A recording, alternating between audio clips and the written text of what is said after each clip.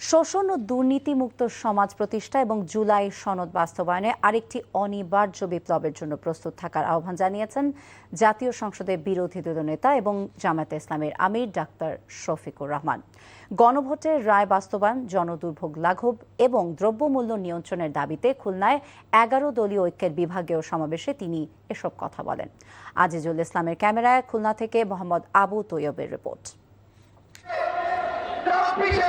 ঐতিহাসিক Khulna circuit house ময়দানে জামাতে ইসলামী নেতৃত্বাধীন 11 দলীয় ঐক্যের বিভাগীয় সমাবেশ শুরু হয় দুপুর 2টা থেকে। তপ্ত রোদ উপেক্ষা করে ময়দানে জমায়েত হয় জোটের বিভিন্ন রাজনৈতিক দলের হাজারো নেতাকর্মী।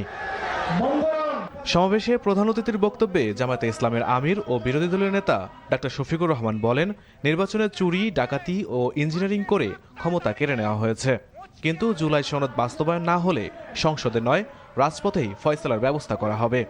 বিএনপি জাতির সাথে দেওয়া কথা রাখে নাই। আমরা বিএনপিকে বলছি, দেশ এবং জাতির স্বার্থে আপনারা ভুল করছেন, আপনারা ভুল সংশোধন করে জনগণের কাতারে আসুন। কোনো আধিপত্যবাদের কাছে মাথা নত করার জন্য নয়, বরঞ্চ দুনিয়ার বুকে স্বাধীন সার্বভৌম রাষ্ট্র হিসাবে সম্মান, ইজ্জত, শক্তি, সাহস নিয়ে মাথা তুলে দাঁড়ানোর জন্য হবে আগামীর বিপ্লব। এ সময় এলডিপির চেয়ারম্যান অলি আহমেদ, বাংলাদেশ খেলাফতে মজলিসের আমির মামুনুল হক, এবি পার্টির চেয়ারম্যান মুজিবুর রহমান মঞ্জু সহ 11 দলীয় ঐক্যের শীর্ষ নেতারা বক্তব্য রাখেন।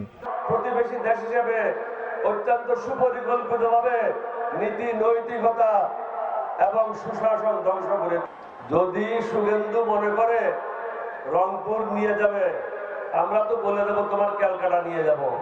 বিএনপির সঙ্গে অন্তর্বর্তীকালীন সরকারের গাদ্দারদের তলে তলে আঘাত, সেটাই ছিল অন্তহীন প্রতারণা। সমাবেশ থেকে বাংলাদেশকে একটি মানবিক দেশ হিসেবে গড়ে তুলতে সকলকে ঐক্যবদ্ধ হয়ে কাজ করার আহ্বান জানান 11 দলীয় ঐক্যের নেতারা। NTV news desk.